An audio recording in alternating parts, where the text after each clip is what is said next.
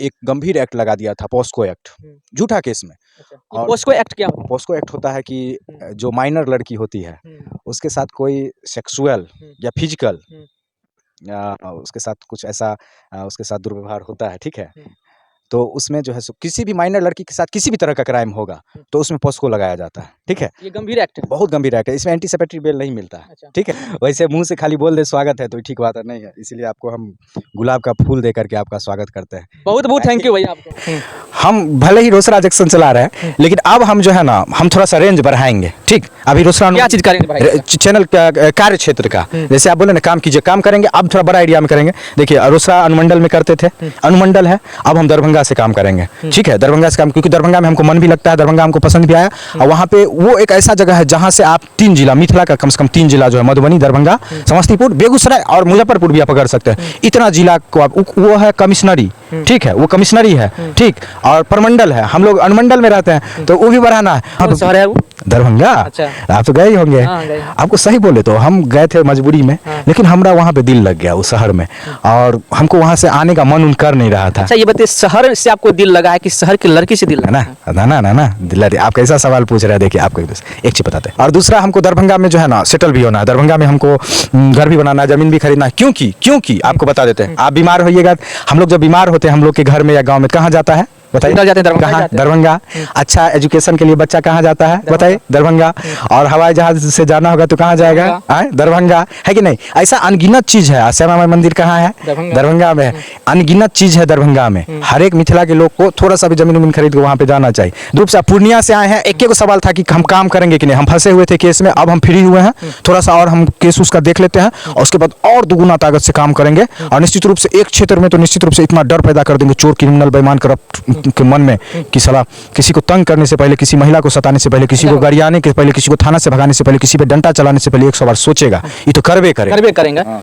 दोस्तों आप लोगों ने एक साल पहले एक रोसड़ा जंक्शन के नाम से चैनल था जो काफी चर्चित में था। आपने उस चैनल के बारे में सुने होंगे या फिर जाने होंगे, जो अक्सर जो इस चैनल पे क्राइम न्यूज आता था, जो काफी क्राइम न्यूज के कारण जैसे अपलोड वीडियो होने से काफी यह चैनल चर्चित में था और पूरे बिहार में लगभग लोग जानने लगे थे। अभी हम उन्हीं के पास है, राजा भैया के पास। इस समय हम पूर्णिया से चल के आए हैं इनको खोजने के लिए, क्योंकि काफी दिनों से इनके चैनल पे वीडियो नहीं आ रहा था। हमने सोचा कि चलिए इनसे मिलना चाहिए और बातचीत करना चाहिए, आखिर क्या कारण है जो 1 साल से इनके चैनल पे वीडियो नहीं आ रहा था। चलिए इनसे जुड़ते हैं और बातचीत करने का प्रयास करते हैं। सबसे पहले राजा भैया आपको हमारे चैनल में बहुत बहुत स्वागत है। आप पूर्णिया से आए हैं तो वैसे मुंह से खाली बोल दे स्वागत है तो ठीक बात नहीं है, इसीलिए आपको हम गुलाब का फूल दे करके आपका स्वागत करते हैं। बहुत बहुत थैंक यू भैया आपको। क्या कि हम लोग मिथिला के इस छोर पे है, आप पूर्णिया मिथिला के उस छोर पे है कि नहीं? तो वो बहुत अच्छा लगा आप आए। और सवाल था आपका कि साल भर से हम कहाँ चले गए थे? बिल्कुल बिल्कुल यही सवाल था कि आपके साल भर से आपके चैनल पे वीडियो नहीं आ रहा था, क्यों नहीं आ रहा था? साल भर से इसीलिए नहीं आ रहा था कि मेरे ऊपर बहुत सारा केस करवा दिया था। यहाँ का एक डीएसपी था शिवम कुमार, वो थाना प्रभारी सबको बोल बोल के झूठा मुकदमा हम पे बहुत सारा करवा दिया था।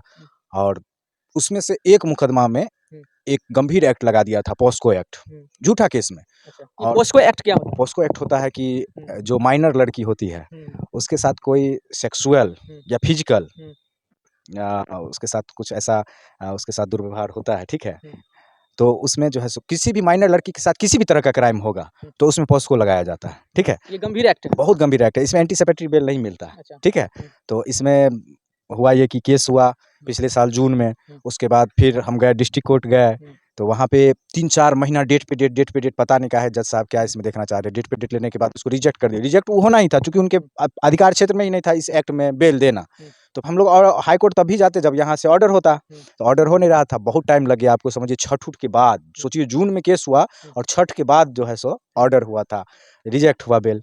रिजेक्ट हुआ उसके बाद फिर हाई कोर्ट गए। हाई कोर्ट में क्या होता है कि बहुत सारा केस पेंडिंग में रहता है, तो जिस वजह से वहाँ भी 4 महीना 5 महीना का समय, दिसंबर, जनवरी, फरवरी, मार्च, अप्रैल में मेरा बेल हुआ।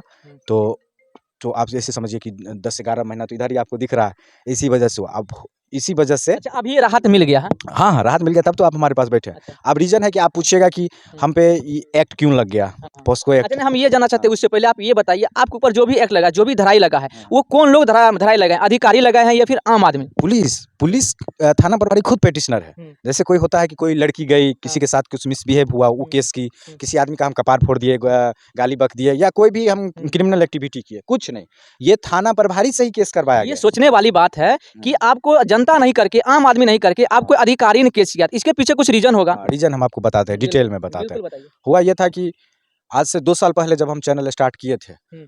तो एक बहुत ही ज़्यादा आप कह सकते हैं कि एक टॉर्चर से हम गुजरे थे, एक पुलिस अधिकारी के टॉर्चर से। एक थाना प्रभारी था सिंघिया का, पंकज कुमार नाम था उसका, और इतना कमीना था, इतना हरामी था वो। उस समय में नया-नया शराबबंदी हुआ था, तो वो क्या किया था कि थाना क्षेत्र में या हम लोग के गाँव में भी पहले एगो दूगो बेचता था। वो क्या किया कि सबसे कमीशन लेने के चक्कर में नया-नया लड़का को जोड़ दिया इस बिज़नेस में, और वो लोग को पूरा प्रोटेक्शन देने लगा, जिससे हुआ ये एक अधिकारी जो है सो बदमाश को प्रोटेक्शन देने लगा। देने लगा। इससे हुआ ये कि सब शराब बेचना शुरू किया, शराब के साथ-साथ कट्टा रखने लगा, और पुलिस को पैसा देता है तो किसी से डर नहीं, किसी को गाली दे देना, किसी को मार देना। तो हमारे घर के बगल में ही कुछ कुर्मी कुशवाहा समाज के लोग हैं, महतो किसी को सताया गया था। सताया नहीं गया था, हम बताते हैं। तो इधर ही घर है, क्रिमिनल क्या कहिएगा, मतलब असामाजिक तत्व है।